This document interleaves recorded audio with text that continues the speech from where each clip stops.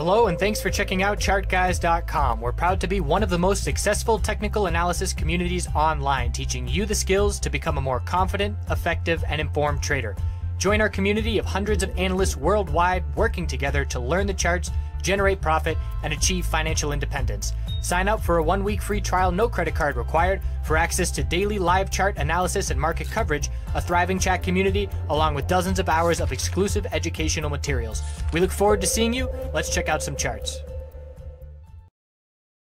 Looking at SPY, IWM, and QQQ on the daily and weekly charts, starting it off with SPY.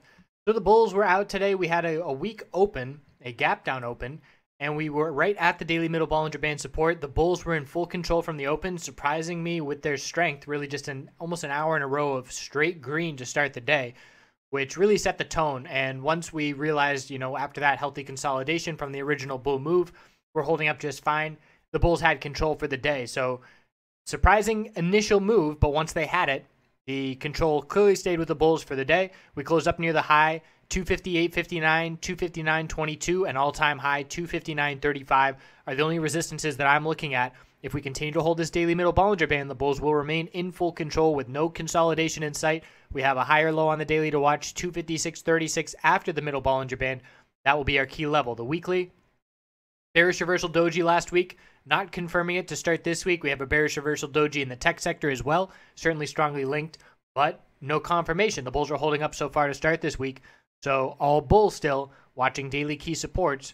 IWM, bulls held the low of last Thursday, 145.28. Still lower highs, though, on the daily, and bulls still struggling to get over these exponential resistances. Look how close we are, 4 days in a row, between the exponential resistance and the 50-day moving average support. And we closed literally in a very small range, right between a 30-cent range that we could have to stay in that pattern. And we're still in between that support and resistance.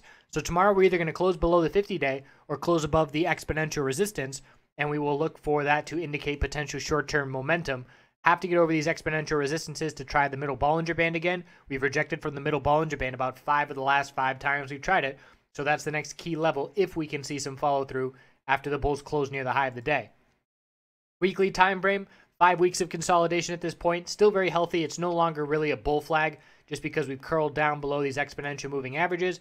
But at any point, if the bulls show up, it's certainly very healthy consolidation, forming a higher low after months of straight upside. QQQ bulls following through. 154.07 and 154.54, the all-time high, are the next two levels to be watching. Bulls in full control with higher lows the past couple of days. We held the low of Friday by 4 cents at the open, and the bulls broke the high of Friday and the high of Thursday to show that strength and follow through. The weekly time frame, we had very strong closes for 6 weeks in a row and then a bit of indecision last week, but obviously no follow through on that indecision so far, and we would have to break the low of last Thursday, same as SPY, 152.11 to see weakness, and you can see we're well above the middle Bollinger Band daily support. SPY not so much, but both lows of Thursday for both markets is the important higher low on the daily. So I appreciate you watching. We'll check back in tomorrow. Again, have to close below this middle Bollinger Band or there's not much bearish to be saying about SPY.